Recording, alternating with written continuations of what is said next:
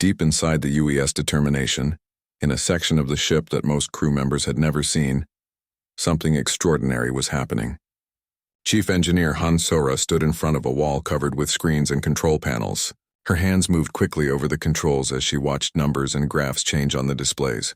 "Captain," she called through her communication device, "quantum analysis systems are fully online. We are reading Vorthak biomechanical patterns across their entire fleet. The algorithms are working perfectly." Captain Park's voice came back through the speakers. "How long until we can begin full disruption?" Han Sora looked at her main display. It showed the enemy fleet as thousands of small dots, each one pulsing with the same rhythm. 10 minutes, sir. But Captain, once we start the process, we cannot stop it. The quantum disruption field will expand in all directions. Any ship within 50 light minutes will be affected, including our own ship?" "Yes, sir. The disruption field is too powerful to contain. Our own quantum systems will be destroyed along with the enemy's." Han Sora had helped design the quantum disruption array 6 months ago, when human scientists first captured a piece of Vorthak technology. They had studied the strange biomechanical systems for weeks, trying to understand how living tissue could be perfectly integrated with mechanical components. The secret was quantum entanglement. Every cell in a Vorthak ship's living parts was quantum linked to specific mechanical systems. When a biocomponent was damaged, the mechanical parts would repair it. When a mechanical part broke, the biocomponents would grow a replacement. But quantum entanglement worked both ways. If you could disrupt the quantum connections, both the living and mechanical parts would fail at the same time. The ships would become nothing but dead metal and dead flesh floating in space. The problem was creating a disruption field powerful enough to affect an entire enemy fleet. It required enormous amounts of energy and incredibly precise calculations. The quantum processors needed to map every connection in thousands of enemy ships and then generate exactly the right interference pattern. Human scientists had spent months designing the system.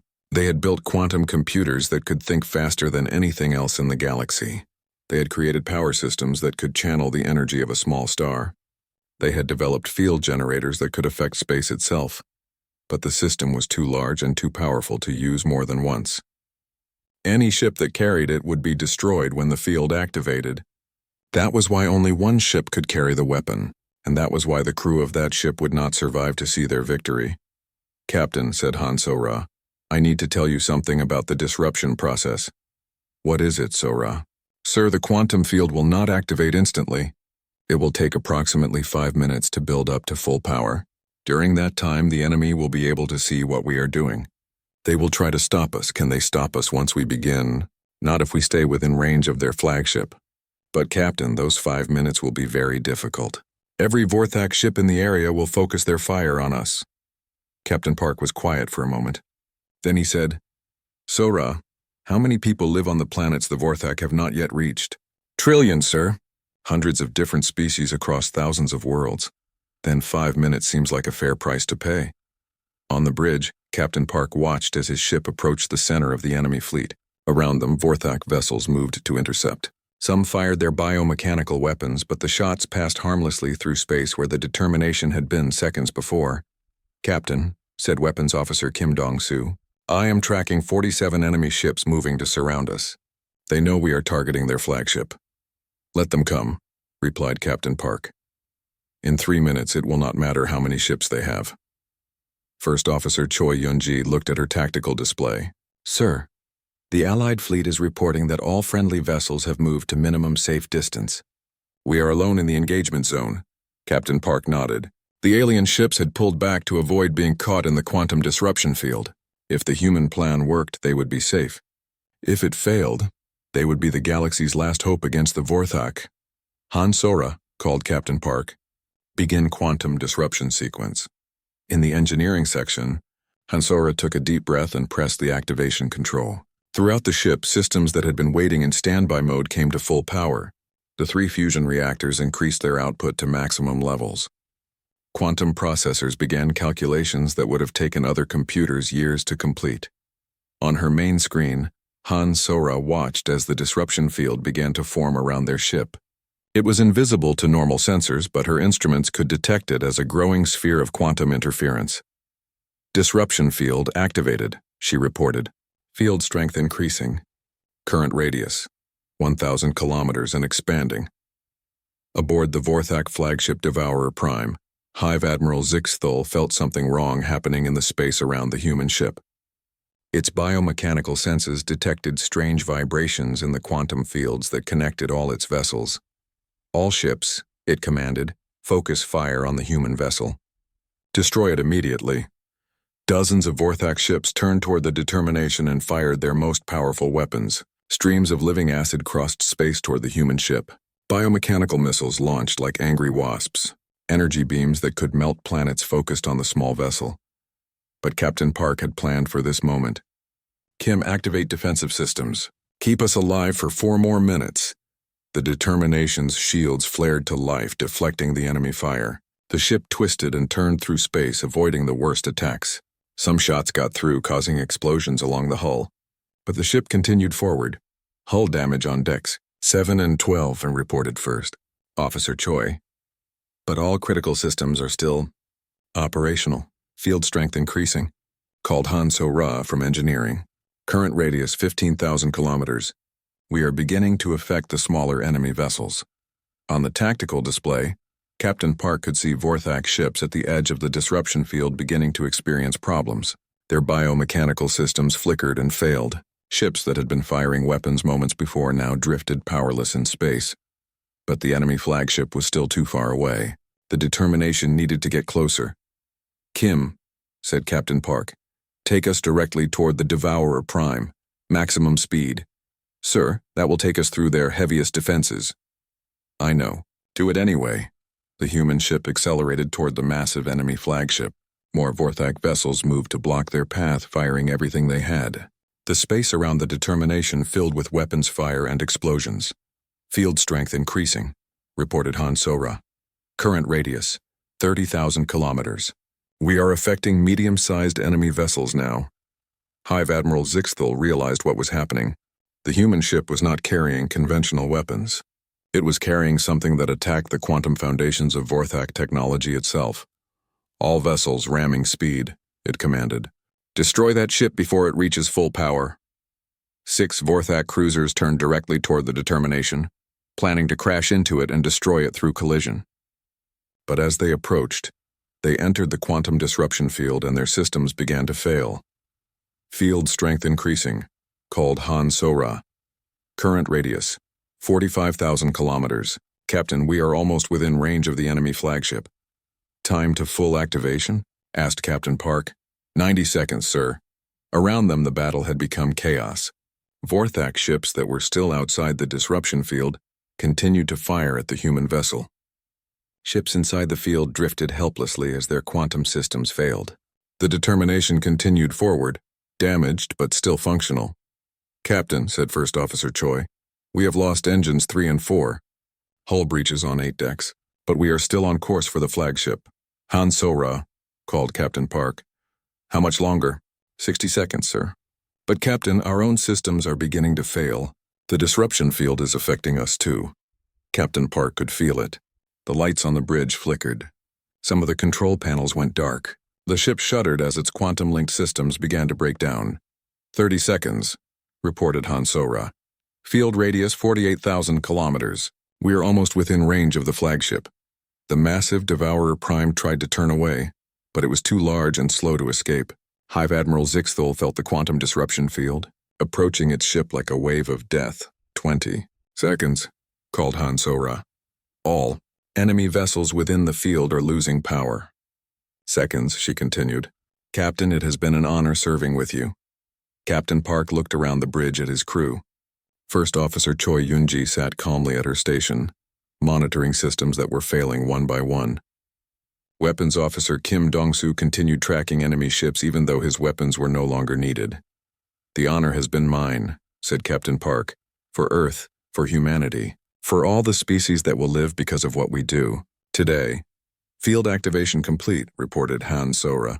Quantum, disruption at maximum power. The invisible field expanded from the Determination like a wave passing through space itself. The Vorthak fleet appeared at the edge of the system like a disease spreading across the stars. 2,000 ships of different sizes moved together in perfect formation, The smallest vessels were the size of city blocks. The largest ships were like floating mountains covered in metal and flesh. From the bridge of the UES Determination, Captain Park Ji-ho watched the enemy fleet approach on his main screen. Each Vorthak ship looked like it had grown instead of being built. Their hulls curved like living things, but they were covered with mechanical weapons and armor. They pulsed with a sickly green light that made them look infected. "Captain," said Weapons Officer Kim Dong-soo, "I am reading energy signatures from the enemy fleet. Their biomechanical systems are operating at full power." "Good," replied Captain Park. "That will make our job easier." At the center of the Vorthak formation was their flagship, a massive vessel called the Devourer Prime. It was 7 kilometers long and shaped like a giant worm made of metal and bone. Green lights ran along its length like veins carrying poison. Captain Park knew that inside that ship, 1 million Vorthak warriors were preparing for battle. The flagship was controlled by Hive Admiral Zixthul, a creature that was part of the ship itself. Its consciousness was spread through the entire vessel, controlling everything from weapons to life support. It could think with 1,000,000 different minds all at the same time. Pathetic, Hive Admiral Zixthul thought as it studied the opposing fleet. Another collection of primitive races trying to stop the inevitable. They will feed us well. The battle began exactly as the alien commanders had planned. Crystal ships fired beams of pure energy that could cut through planets. Water ships launched living weapons that changed shape as they flew through space. Metal ships twisted into new forms to avoid enemy fire. The Vorthak responded with their own terrible weapons. Biomechanical cannons shot streams of acid that ate through any material. Living missiles chased enemy ships like hungry animals. Some Vorthak vessels opened their hulls to release swarms of smaller craft that attacked like metal insects. Explosions filled the space between the fleets. Ships on both sides took damage and returned fire. The alien forces fought bravely, using all their special abilities to hurt the enemy. But Captain Park could see that the battle was going exactly as it had before in other systems. The Vorthak ships were taking damage, but their biomechanical systems were already healing the wounds. Holes in their hulls sealed themselves. Broken weapons grew back. Destroyed sections regenerated like living tissue. "Captain," said First Officer Choi Yun-ji, "the Allied fleet is requesting our assistance. Chancellor Vextar says his ships need support on the left flank. Tell them we are beginning our approach." "To the primary target," replied Captain Park. "All other vessels should maintain safe distance from the enemy flagship." "Sir," said Chief Engineer Han Sora from her station, "should I begin the pre-activation sequence now?" Captain Park looked at the tactical display. The Determination was still far from the enemy fleet, but they would need time to prepare their special weapon. "Yes, Sora, begin the sequence." Chief Engineer Han Sora's hands moved quickly over her control panels. Deep inside the ship, systems that had been sleeping began to wake up. The quantum processors started their calculations. Power flowed from the ship's 3 fusion reactors into arrays that most of the crew had never seen. "Quantum analysis systems coming online," reported Han Sora. Scanning Vorthak biomechanical integration patterns across their fleet. On the main screen, Captain Park watched as his ship moved through the battlefield. Explosions flashed around them as other vessels fought desperately against the enemy. The Determination moved between the larger ships like a small fish swimming between whales. "Captain," called Kim Dong-soo, "we have incoming. 12 Vorthak cruisers are moving to intercept us." Captain Park nodded. He had expected this. The enemy would not let them approach the flagship without a fight. The first Vorthak ship that attacked the Determination was called a Flesh Render. It was 300 meters long and covered with weapons that shot streams of living acid. As it approached the human ship, its biomechanical systems pulsed with confidence. Then something strange happened. The Flesh Render's weapons stopped working. Its hull began to shake and twist. Green lights flickered and went out. Within 30 seconds, the entire ship was drifting dead in space. "What happened to that ship?" demanded Warsinger Thexani over the communication system. "What weapon did the humans use?" Captain Park opened a channel to the Allied fleet. "This is the Determination. We are testing our systems. All Allied vessels, please maintain distance from our ship." A second Vorthak vessel attacked, then a third. Each time the same thing happened. The enemy ships would approach the human vessel, then suddenly lose all power and drift helplessly in space. Hive Admiral Zixthol noticed the pattern from its flagship. Something is wrong, it thought. Our ships are experiencing system failures near the human vessel. What kind of weapon causes such effects? The alien commanders noticed too. Chancellor Vextar studied his sensor readings carefully. The human ship was not firing any visible weapons. There were no energy beams, no missiles, no particle streams. But every Vorthak ship that came near it simply stopped working. Captain Park called Admiral Kethmora over the communication system. What is happening to the enemy ships? Our sensors show no weapon discharge from your vessel. Admiral, replied Captain Park, we are not using conventional weapons. We are using something much more precise. Chief Engineer Hansora looked up from her controls.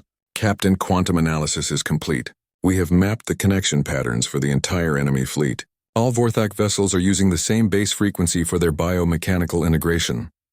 Perfect, said Captain Park. How long until we can begin full-scale disruption? We need to get closer to the flagship, she replied. The quantum field has limited range. Once we are within 50,000 kilometers of the Devourer Prime, we can affect their entire fleet.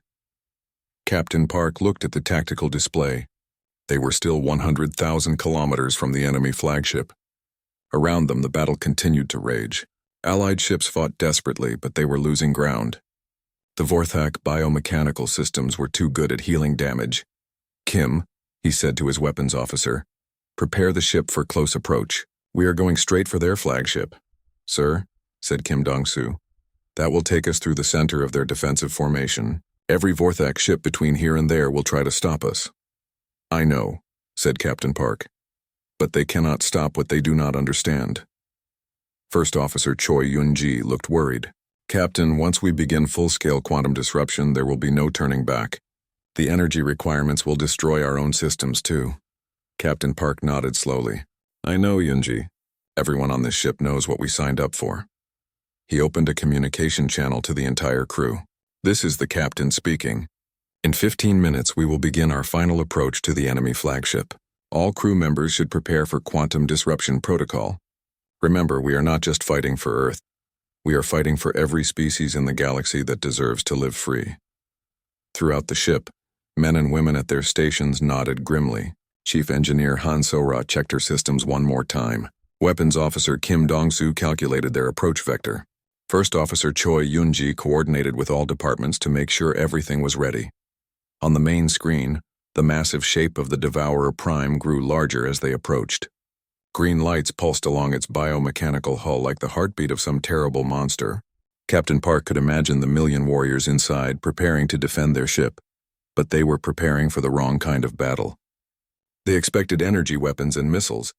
They expected brute force and overwhelming firepower. They were not prepared for humans who solved problems by understanding them completely. Kepler Station was like a metal city floating in space. Ships from dozens of different worlds surrounded it like a cloud of metal insects. The station had many arms stretching out in all directions, and each arm had docking ports for visiting vessels. Captain Park Ji-ho stood at the window of his quarters aboard the Determination and counted the ships he could see. There were more than 1,000 vessels gathered here. Some were as big as mountains, others were as small as fighters. All of them had come to fight the Vorthak. A message came through his communication system. Captain Park, please report to the main briefing room on Kepler Station. Fleet Admiral Kethmora wants to speak with all ship commanders. Captain Park put on his best uniform and took a shuttle to the station. The briefing room was enormous, big enough to hold representatives from hundreds of different species. As he entered, he saw aliens of all shapes and sizes sitting at tables arranged in circles. Fleet Admiral Kethmora was one of the Star Wanderers. His people looked like tall humans, but their skin was silver, and their eyes were completely black. They had been traveling through space longer than any other race in the galaxy. Welcome, commanders, said Admiral Kethmora. His voice was deep and serious.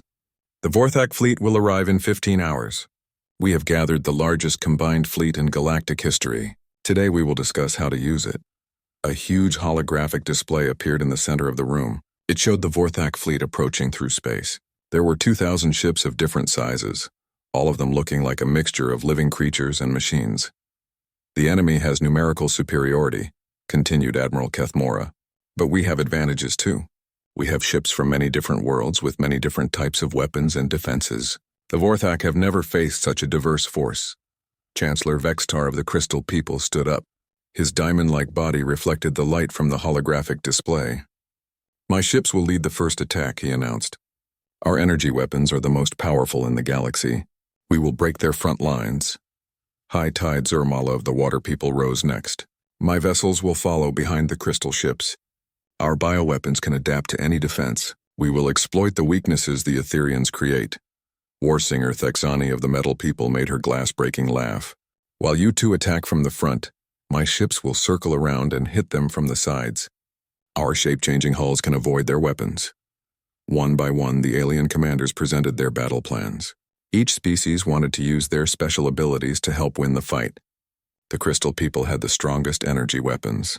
The Water People had living weapons that could change during battle. The Metal People had ships that could reshape themselves. Admiral Kethamora listened to all the plans and nodded. These are good strategies. We will coordinate all attacks to— Excuse me, said a quiet voice from the back of the room. Everyone turned to look.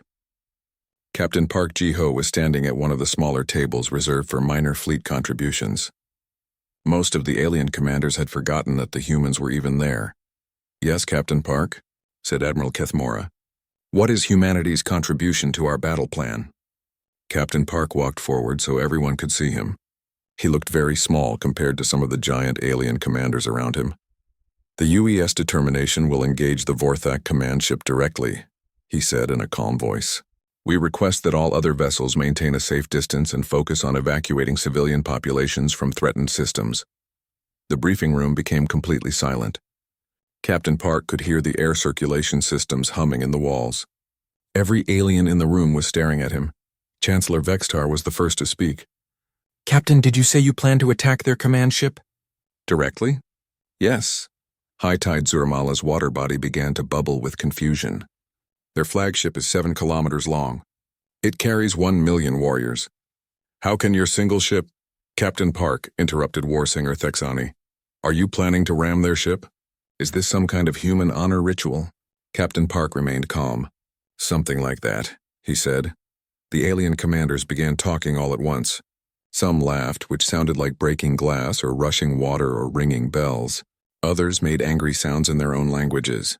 A few just stared at the human in disbelief. This is madness, shouted an insect-like commander.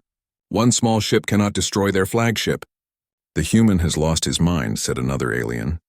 The stress of facing the Vorthak has broken his brain. Admiral Kethamora raised his hand for silence. Captain Park, I respect human courage, but wisdom is also important in war. Your ship will be destroyed in seconds if you approach their flagship. Perhaps, said Captain Park, but we will complete our mission first. What mission? Demanded Chancellor Vextar. What can one ship do against such a massive vessel? Captain Park looked around the room at all the alien faces. Some looked worried about him. Some looked angry at his stupidity. Some looked confused by human behavior. Admiral Kethamora, he said, how many Vorthak ships have been permanently destroyed in all the battles fought so far? The Star Wanderer Admiral was quiet for a moment.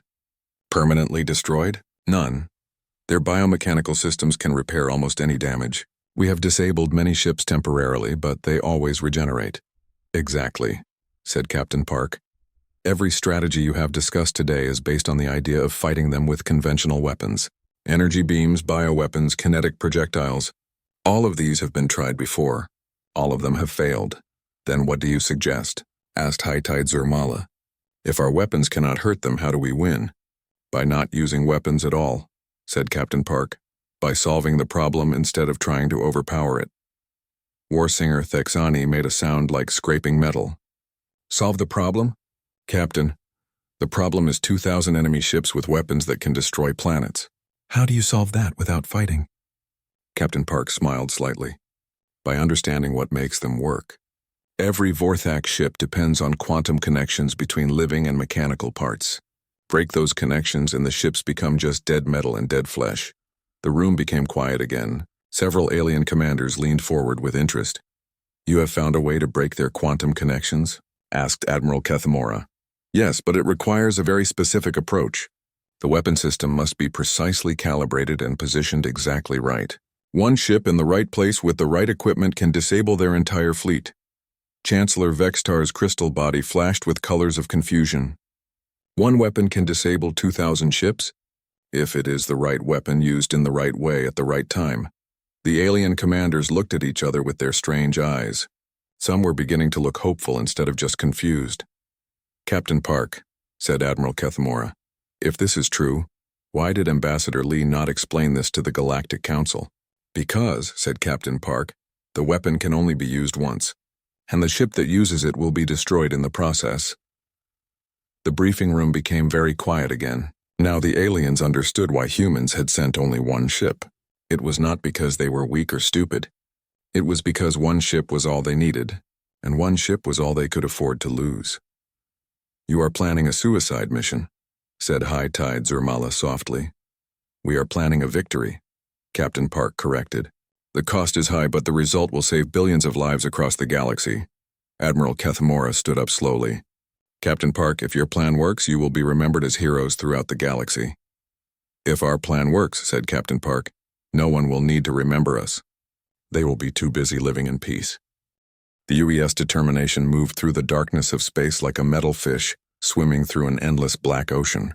From the outside, it looked like many other human ships. It was 800 meters long with straight lines and sharp angles. The hull was dark gray and small lights blinked along its sides. To alien eyes watching from far away, the ship seemed ordinary. It was much smaller than the huge crystal ships of the Etherians. It did not glow with biolight like the vessels of the Deep Ones. It did not change shape like the ships of the Star Wanderers. The Determination looked plain and simple, but inside the ship something special was happening. Captain Park Jiho sat in his command chair on the bridge. He was a man in his 40s with short black hair and serious eyes. He had been a starship captain for 15 years, and he had never lost a ship or failed a mission. Today he was reading reports on a small screen attached to his chair. "Captain," said a voice behind him, "I have the final systems report." Captain Park turned to see Chief Engineer Han So-ra walking toward him. She was a young woman with bright eyes and oil stains on her uniform.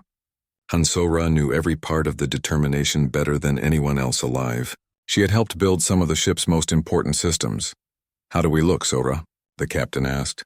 "All systems are running perfectly," she said with a smile. "The quantum processors are stable.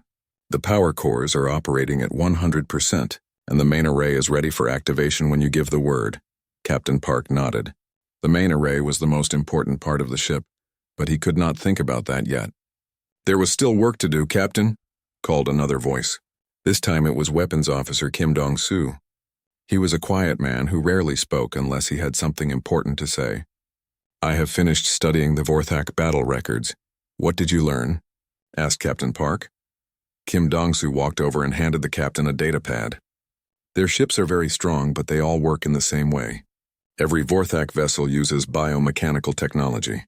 Living parts and machine parts work together through quantum connections." "Quantum connections," repeated Captain Park. "That is what we expected." "Yes, sir. But I found something interesting. All their ships use the same quantum frequency. It is like they are all connected to each other through invisible strings." Captain Park smiled. "Perfect. That makes our job much easier." First Officer Choi Yunji heard this conversation from her station nearby. She was a tall woman with short hair and a worried expression.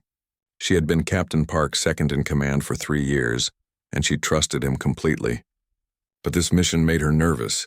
"Captain," she said quietly, "may I speak with you privately?" Captain Park stood up and walked with her to a quiet corner of the bridge. The other crew members continued working at their stations, checking systems and preparing for battle. "What is on your mind, Yunji?" he asked. "Sir, I understand our mission. I know what this ship was built to do. But facing the entire Vorthak fleet with just one vessel..." She paused and looked around to make sure no one else was listening. "Even with our advantages, the odds are impossible." Captain Park looked out through the bridge windows at the stars. Somewhere out there, thousands of alien ships were gathering at Kepler Station. Soon they would all face the Vorthak together. "Yunji," he said, "do you know why other species call humans the builders?" She shook her head. "Most alien races become masters of one thing," he explained. "The Etherians understand energy better than anyone. The Deep Ones know how to work with living systems. The Star Wanderers are the best at traveling through space. Each species finds one thing and becomes perfect at it. And humans? She asked. Humans are different. We do not become perfect at one thing. Instead, we learn how to make different things work together. We take ideas from many places and combine them into something new. This ship represents 200 years of human engineering philosophy. Captain Park pointed to the walls around them. Every system on this ship was designed to work with every other system. Our weapons talk to our engines. Our computers talk to our life support. Our sensors talk to our shields. Everything is connected. But Captain, the Vorthak have been fighting for thousands of years. They have conquered 17 worlds. What makes you think our one ship can succeed where entire fleets have failed? Captain Park was quiet for a moment. Then he said, because we are not trying to be bigger or stronger than them. We are trying to be smarter. Chief Engineer Han Sora called out from across the bridge. Captain, we are approaching Kepler Station. I can see the Allied fleet on our sensors. Captain Park and First Officer Choi returned to their stations. On the main screen, they could see hundreds of ships gathered around a large space station. There were crystal ships that sparkled like jewels, organic vessels that pulsed with life, and metal craft that changed their shape as they moved. Communications, said Captain Park. Send a message to Fleet Command. Tell them the UES determination has arrived and is ready to begin operations. Yes, sir, replied the communications officer. As their ship moved closer to the station, other vessels began to notice them. Some alien commanders sent messages asking about the small human ship. Others just watched with curiosity. Captain Park could imagine what they were thinking. The human ship looked so ordinary compared to their magnificent vessels. It did not have the beauty of crystal technology or the mystery of biomechanical systems. It was just a simple, functional spacecraft. Captain, said Kim Dong-soo, I am receiving tactical data from the fleet. The Vorthak are expected to arrive in 18 hours. Good, said Captain Park. That gives us time to make final preparations. Han Sora looked up from her engineering station. Sir, should I begin the pre-activation sequence for the main array? Captain Park thought for a moment. Once they started that sequence, there would be no going back. The ship would be committed to its mission, and everyone aboard would be committed with it. Not yet, he said. Let us join the fleet first. I want to hear what the other commanders have planned. First Officer Choi understood what he meant. The alien fleets would try to fight the Vorthak in traditional ways, with big guns and strong shields. They would learn that traditional methods would not work against this enemy. Then it would be time for the human ship to show them a different way. The determination continued its approach to Kepler Station. Inside the ship, the crew worked quietly and efficiently. They all knew what their ship could do. They all knew what it would cost. But they also knew that sometimes one ship really could make all the difference. The big space station called Nexus Prime floated in the dark between the stars. It was huge, bigger than any city on Earth. Ships from all over the galaxy docked at its many ports. Today, all the important leaders from different alien races had come here for an emergency meeting. Inside the main meeting room, hundreds of strange creatures sat around a circular table that stretched far across the floor. Some looked like walking crystals that sparkled in the light. Others were covered in water that never dripped off their bodies. There were aliens with too many arms, aliens with no arms at all, and aliens that looked like living metal. They were all scared.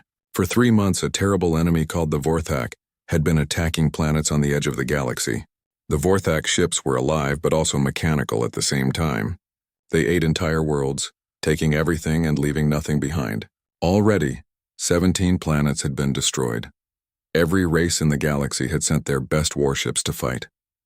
The crystal people called Etherians had brought 200 ships. The water aliens known as Deep Ones had sent 150 vessels. Even the space nomads called Star Wanderers had given their entire fleet of 300 ships. But the humans had only promised one ship. Ambassador Lee Tae-jin stood in the center of the room. He was an older human man with gray hair and calm eyes. All the alien leaders were looking at him with anger and confusion. Their strange voices filled the room as they spoke in dozens of different languages. Chancellor Vextar was the leader of the Crystal People. His body looked like a walking diamond and his voice sounded like wind chimes. Human, he said, your people claim to understand war. But you send only one ship against an enemy that has eaten 17 worlds. Do humans not know how to count? The water alien leader, High Tide Zurmala, moved forward. Water flowed around her body like a living dress. The Vorthak fleet has 2,000 ships, she said. Each one is deadly. Your single vessel will be destroyed in seconds. This is not bravery. This is stupidity. War singer Thexani of the Metal People made a sound like breaking glass. It was how her species laughed. Perhaps humans have finally gone crazy from fear, she said. One ship cannot fight 2,000. Even a child would know this. Ambassador Li Taijin listened to all their complaints without changing his expression. His face stayed calm and peaceful. When the room became quiet, he spoke in a clear, steady voice. The ship we send will be enough, he said. Humanity keeps its promises. The aliens became even more angry. Chancellor Vextar's crystal body flashed with bright colors, which meant he was very upset. Enough, he said. One ship is enough? Human, are you making fun of us? We have studied your military records, said another alien leader. This one looked like a giant insect with too many eyes. Humans are good fighters on planets, but space battles are different. You need many ships, not just one. High Tide Zurmala's water body began to bubble, which showed her anger.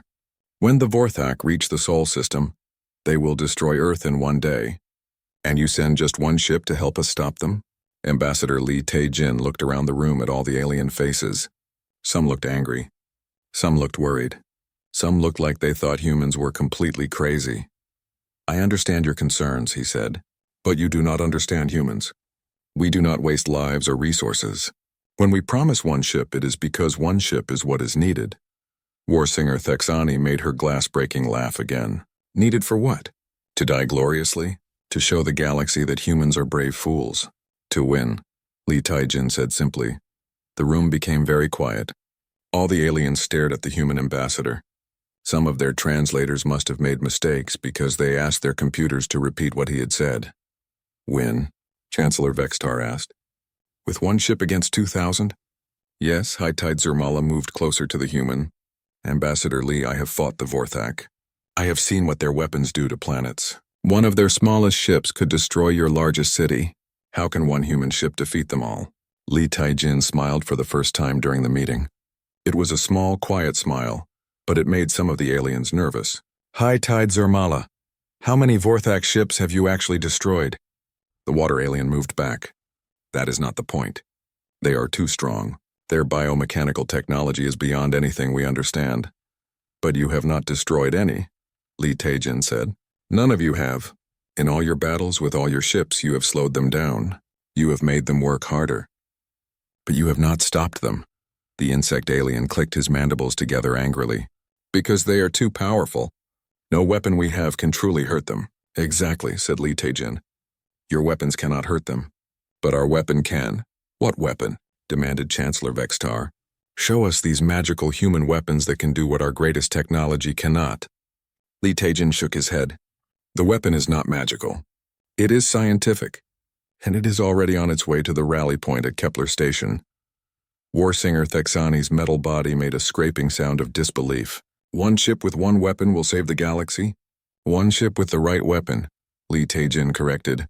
Other species have tried to fight the Vorthak with brute force. You make bigger guns, stronger shields, faster ships. But bigger is not always better. Sometimes the smallest key opens the largest door. High Tide Zurmala's water body began to calm down. What do you mean? I mean that humans solve problems differently than other species. You see the Vorthak as an unstoppable force, so you try to build an unstoppable force to fight them. We see them as a problem to be solved. The alien leaders looked at each other with their strange eyes and faces. Some were beginning to look curious instead of just angry. And you think your one ship can solve this problem? Asked Chancellor Vextar. I know it can, said Li Taijin. The UES determination is not just a ship. It is humanity's answer to an impossible question. The meeting continued for several more hours, but the aliens could not change the human ambassador's mind. When it was over, they were still angry and confused. How could the humans be so confident with just one ship? As Li Taijin walked back to his quarters, he thought about the ship that was already traveling through space toward the battle. The aliens would understand soon enough. Humans had always been good at finding new ways to solve old problems. The Vorthak had never fought humans before. They were about to learn something new.